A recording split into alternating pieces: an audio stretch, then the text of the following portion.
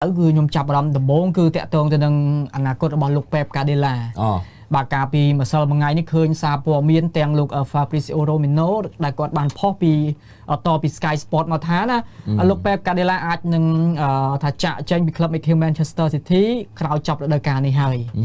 តាមចាក់ខុវិស័យរបស់បងតើលោក Pep Guardiola គួរតែចាក់ចេញឬក៏បន្តទៀតព្រោះគាត់ជោគជ័យអស់ហើយបាទពៀនគាត់មានគ្រប់ទាំង UCL មានខារបាវខាប់ EFL ខាប់និយាយទៅគឺមានអស់ហើយបើជាមួយនឹង Manchester City តើដល់ពេលដែលលោក Pep ត្រូវចាក់ចេញឬក៏យ៉ាងណាបងបើតាមអ្វីដែលយើងតាមដានគាត់កាលពីរដូវកាលមុនលោក Pep Guardiola នេះគាត់ដូចជាចង់ចាក់ចេញតាំងពីរដូវកាលមុនព្រោះគាត់អត់សប្បាយចិត្តនឹងរឿង115ករណីដែល Man City លាក់បាំងគាត់ឬក៏គាត់មិនសប្បាយចិត្តរឿងដោះដូរកីឡាករអីអញ្ចឹងណាអញ្ចឹងគាត់ចង់ចាក់ចេញតាំងពីរដូវកាលមុនមកម្លេះបើយើងតាមដានណាបាទប៉ុន្តែក៏មានការចរចាគ្នាទៅគាត់ក៏នៅបានបន្តមករដូវកាលទៀតរដូវកាលហ្នឹងគាត់បន្តចប់ហើយនឹងមាន extend មួយឆ្នាំទៀតក្នុង option ហ្នឹងគាត់ចង់បន្តមិនបន្តរឿងរបស់គាត់ទេអញ្ចឹងមើលតាមចេតនារបស់គាត់ដូចជាលែងចង់នៅ Man City ទៀតហើយព្រោះអី game ហ្នឹងគាត់លេងឆ្អែតឆ្អន់គាត់ឈ្នះអ្វីដែលគាត់ជួយ Man City ឲ្យបានគឺឈ្នះ UEFA Champions League ឲ្យ Man City ជាប្រវត្តិសាស្ត្ររបស់ក្លឹបណាជាលើកទី1របស់ក្លឹបហើយអញ្ចឹងគាត់ឈ្នះអស់ហើយនៅ Premier League គាត់ឈ្នះ6ពានបាទគាត់ឈ្នះ Champions League គាត់ឈ្នះ FA Cup គាត់ឈ្នះ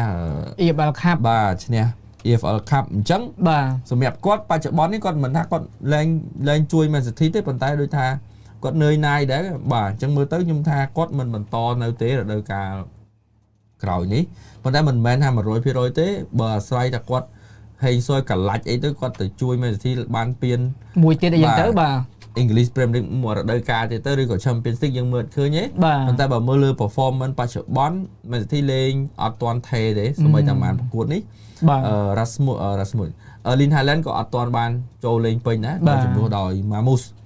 មកលេងហ្នឹងត្រឡប់មកវិញគឺសុទ្ធចូលរបស់គាត់បានដូចមិញក៏បាន2គ្រាប់របស់គាត់ដែរបាទអញ្ចឹងខ្ញុំត្រឡប់ទៅវិញមានបេក្ខភាព3រូបគេចុចមកឲ្យហើយនោះហើយដូចលោកគ្រីក៏គាត់ដឹងដែរដូចមានអ្នកណាខ្លះលោកគ្រីមើលមាន Enzo Maresca ដែលជាអតីតគ្រូបង្វឹករបស់ Chelsea ហើយនឹងលោក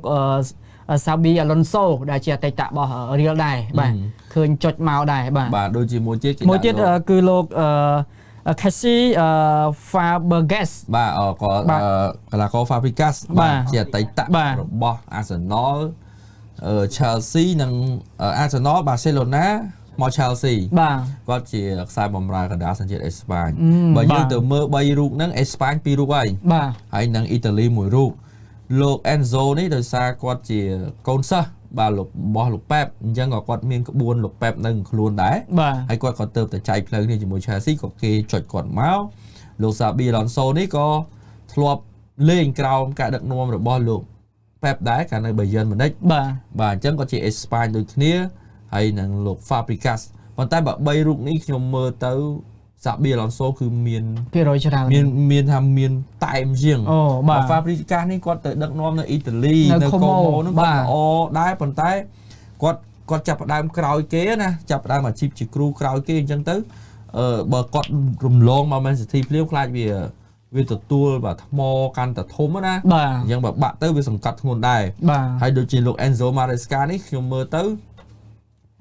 អាស្រ័យលើការចរចាប៉ុន្តែបើមើលលើតែមកលីបមើលទៅលោក Xabi Alonso ល្អជាង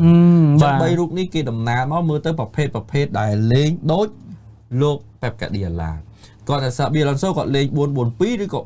3-5-2 ឬក៏ 3-4-3 បាទហើយលោក Enzo Maresca ហ្នឹងក៏ច្រើនរ៉ូលរបស់គាត់ដែរតែ Fabregas ខ្ញុំមិនសូវតាមដានគាត់ទេព្រោះនៅកូម៉ូបាទហើយមួយទៀតក៏មានបេក្ខភាពមួយដែលខ្ញុំចេះតែចុចមកដែរដូចលោក Robin Amorim បាទក៏អាចនឹងមកដែរខ្ញុំមានហេតុផលមួយទេគឺលោក Robin Amorim អាចមក Man City បានគឺមិត្តភ័ក្តិគាត់គឺកំពុងតែធ្វើ Sporting Director នៅ Man City លោក Hugo Viana ដែលចាក់ចេញពី Sporting Lisbon មក Man City ដំណើរគ្នាពេលគាត់ចាក់ចេញមក Man U បាទអញ្ចឹងក៏អាចជាការធ្វើការរួមមិត្តម្ដងទៀតដែរហើយមិនមែនមិត្តធម្មតាណាគេថាមិត្តចិត្តស្និទ្ធមកបាននិយាយអីមិត្តចិត្តស្និទ្ធគាត់មាន3រូបម្នាក់ទេខ្ញុំភ្លេចបាត់ហើយប៉ុន្តែម្នាក់ទី1ហ្នឹងគឺ Hugo Viana ហ្នឹងហើយបាទអញ្ចឹងគាត់ គាត់ស្និទ្ធមួយលោក Hugo Viana ណាហើយលោក Hugo Viana ហ្នឹងតែងតែធ្វើអីតាមអ្វីដែលគ្រូចង់បានន័យថាគាត់ចាប់ផ្ដើមចេញពីអាជីពជាកីឡាករហើយក៏គាត់ស្វែងយល់គាត់យកបេះដូងយកមកដឹកនាំណាបាទស្របពេលដែលថាដឹកនាំក៏ support គាត់អានេះនិយាយក្នុងន័យគាត់មានលុយក៏បានអត់លុយក៏បានព្រោះអីយើងមើលជាក់ស្ដែងគាត់នៅ Sporting Lisbon គាត់មិនមានលុយចាយទេប៉ុន្តែគាត់ជួយលោក Amorim រុះរើពេលមកដំបូងរុះរើហើយបាននាំយកកីឡាករដែលមានវ័យមានបទពិសោធន៍ខ្ចីជើងយកមកហើយបង្កើត Academy មកហើយចាប់ផ្ដើមនាំចូលកីឡាករមកគាត់ជួយ Sporting ឡើងលេចធ្លោហើយធ្វើឲ្យកីឡាករ Sporting មានហាងឆេងតមកពីអ្នកគាត់ចាក់ចេញមកអញ្ចឹងតម្រាំទៅលោក Hugo Viana មក Man City មានលុយចាក់ឥឡូវយើងមើលគាត់មក Man City ស្នាដៃរបស់លោក Hugo Viana Semenyo ហ្នឹងក៏លោក Hugo Viana ជាអ្នកបាទមើលដែរបាទដូចជា Chiki ដូចជាលោកRangers ក៏គាត់ទិញមកអញ្ចឹងអ្នកចាំទី Trafford ហ្នឹងក៏គាត់បាទមានច្រើនអញ្ចឹងខ្សែការពារក៏គាត់ទិញមកដែរគូសនៅហ្នឹងបាទម៉ាកូហ៊ីហ្នឹងគឺជាស្នាដៃរបស់គាត់ហើយគឺគាត់មកនេះគឺលោក Hugo Viana ហ្នឹងគឺល្អបើនិយាយពី credit របស់គាត់ហើយប៉ូទុយហ្គាល់ដូចគ្នាទៀតអញ្ចឹងលោក Amorim នេះអាចជាសម្ងាត់មួយដែរអាចមក Man City ប៉ុន្តែអានេះបើយើងនិយាយពីមโนសញ្ចេតនាយើងអត់ដឹងទេថាគាត់ធ្លាប់នៅ Man U ដែរគាត់មិនចង់បំបាក់ Man U គាត់ស្រឡាញ់ Man U អាហ្នឹងវាជារឿងមួយប៉ុន្តែបើមួយទៀតគាត់ចង់អត់ខ្វល់ទេគាត់ចង់បង្ហាញស្នាដៃគាត់ចង់ឲ្យអ្នកទាំងអស់គ្នាដឹងថាគាត់មិនមែនអាត្មានិយមផ្ដាច់ការដូចគេនិយាយក្បាលរឿងអីទេគាត់មានសមត្ថភាពរបស់គាត់ប៉ុន្តែមិនមែននៅកន្លែងនេះអាចនៅកន្លែងនោះគាត់ថាបានអាហ្នឹងគាត់អាចមកបានបើបច្ចុប្បន្នបេក្ខភាព Man City មានច្រើនមិនមែនតែ3រូបដែលគេចុចបែងមិញហ្នឹងទេមានលោក Robin Amorim មានដូចជាលោក Xavi ក៏អាចមកបានលោក Tuchel លោកអីហ្នឹងក៏អាចមកបានដែរអញ្ចឹងអានេះខ្ញុំនិយាយក្នុងទាញតាមតលហីកដែលលោក Robin Amorim អាចមកបានគឺលោក Hugo Viana បាទគឺជាហៅ Sporting Director នៅ Manchester City បាទតាក់ទងទៅនឹងលោក Robin Amorim ដោយដែល